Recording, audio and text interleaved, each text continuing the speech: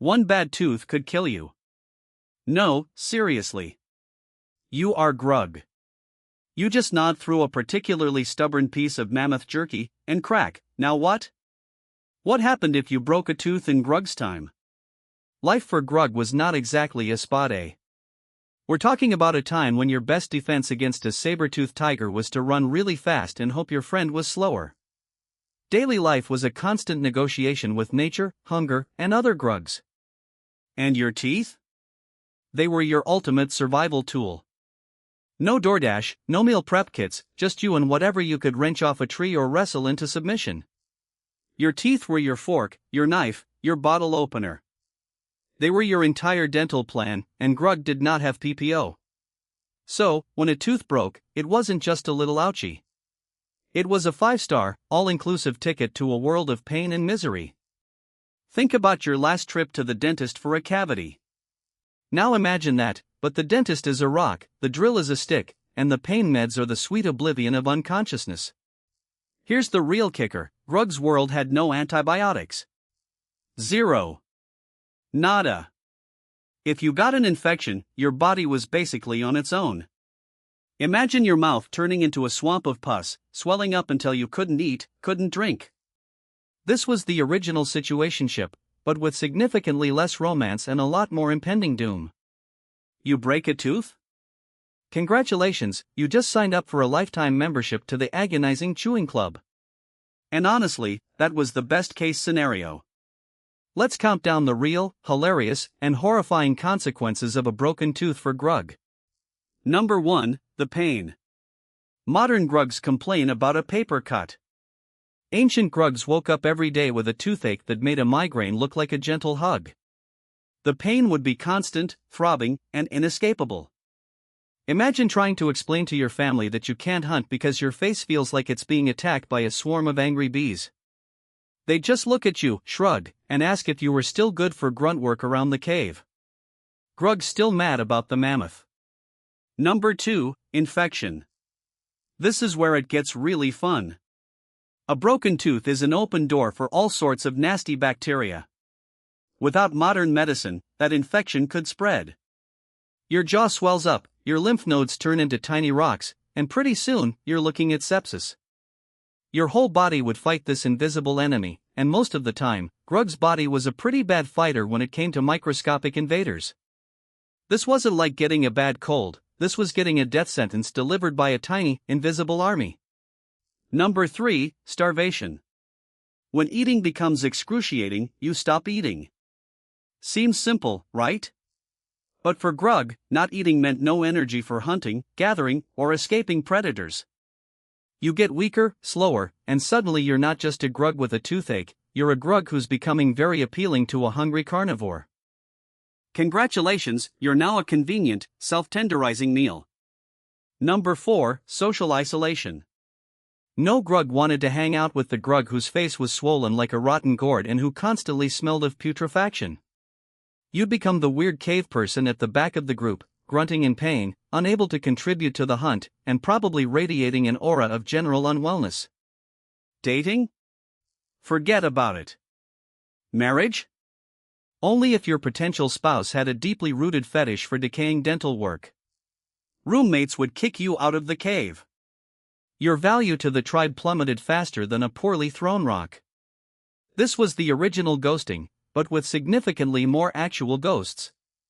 Number 5, spread of infection to other teeth. If one tooth goes bad, the surrounding teeth are next on the bacterial hit list.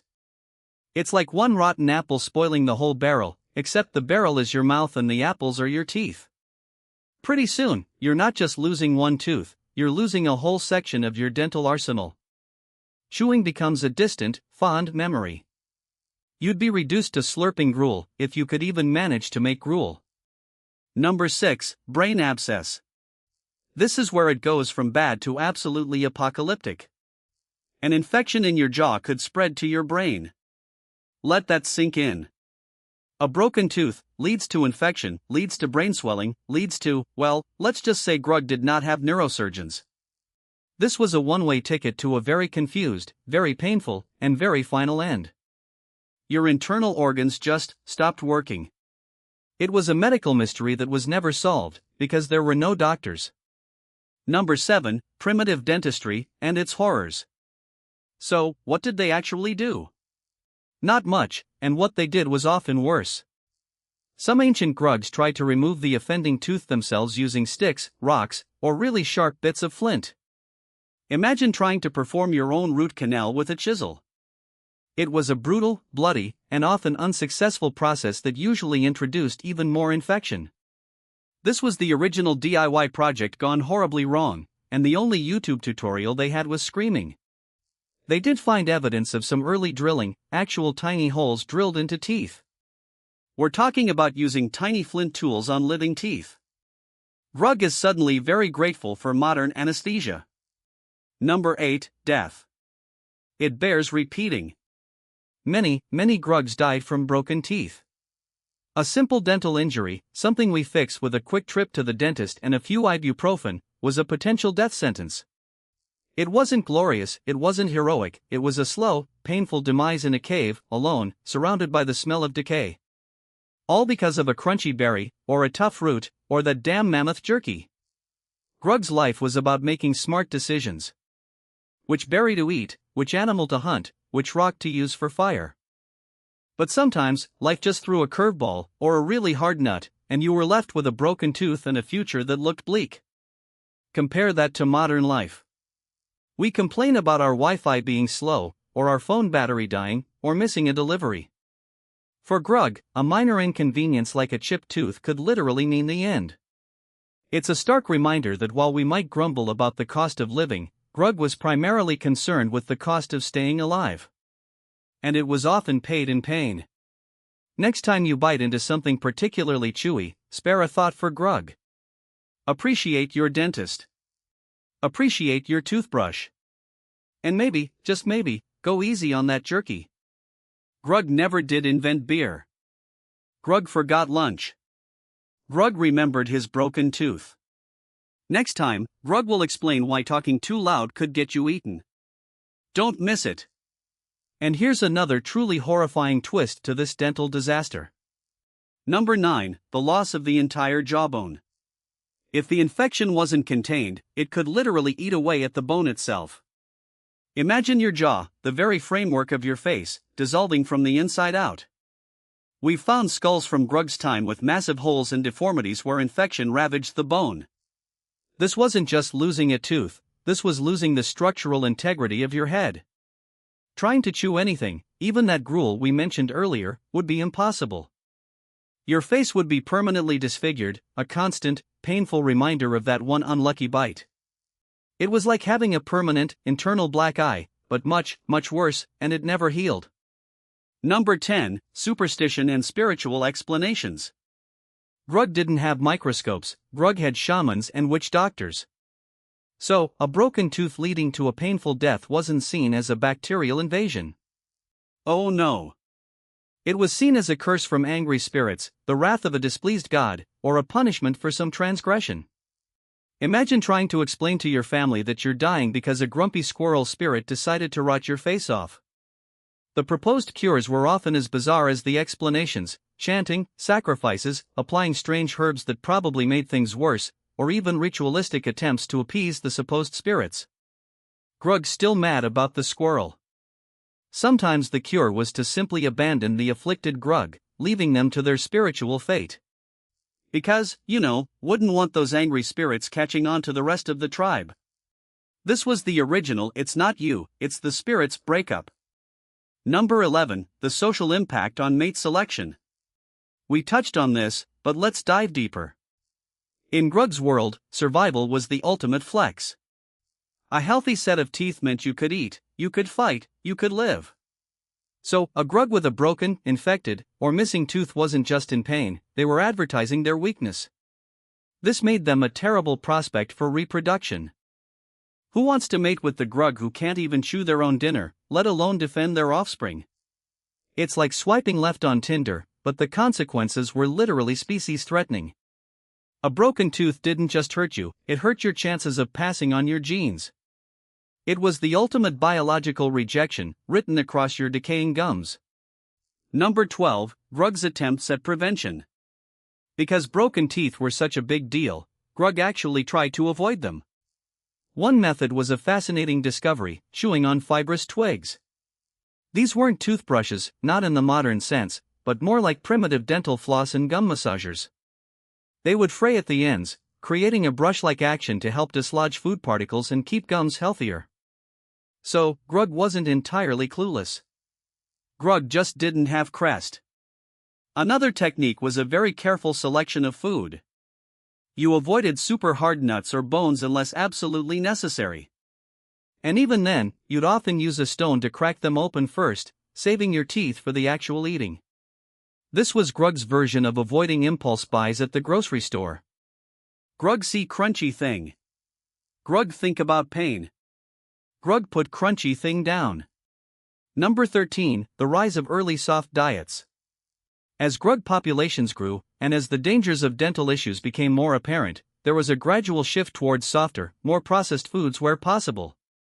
Think about the advent of cooking. Roasting meat makes it tender and easier to chew, reducing the strain on teeth. Grinding grains into flour, even crude, coarse flour, made them digestible without tearing up your mouth. This wasn't just about making food taste better, it was about protecting your teeth, preserving your life. The original slow cooker was a pit of hot rocks.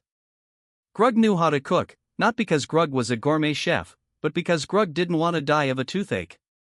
Number 14, the connection to speech and communication. A broken tooth, or several missing teeth, profoundly affected Grug's ability to communicate.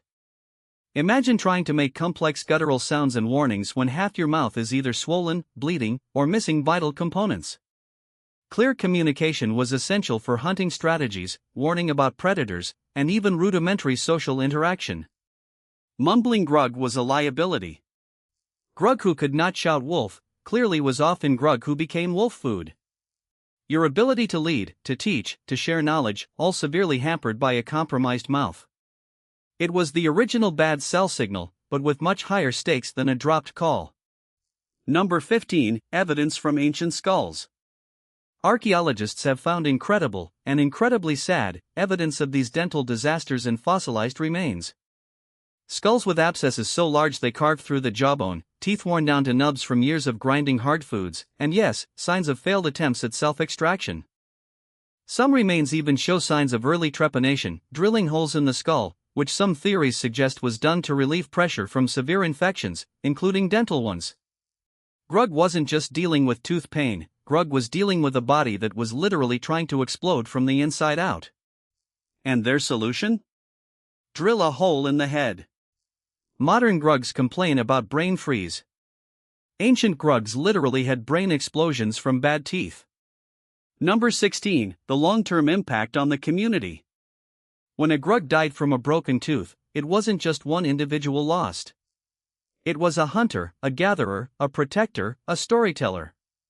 The loss of a productive member impacted the entire tribe's survival. Fewer hands for hunting, fewer eyes for spotting danger, fewer brains for remembering where the good berries grew. A broken tooth wasn't just a personal tragedy, it was a communal disaster, slowly chipping away at the tribe's resilience. It was like a very slow-motion corporate layoff, but the layoffs resulted in everyone else starving. Number 17, the role of specific foods in dental woes. Certain prehistoric diets were particularly brutal on teeth. Diets rich in gritty plants, like those that grew in sandy soil, or tubers that often weren't thoroughly cleaned, introduced abrasive particles that accelerated tooth wear.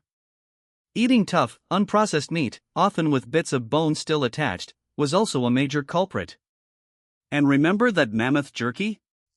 It was probably the equivalent of chewing on sandpaper and a rock at the same time. The Grug diet wasn't exactly optimized for dental health.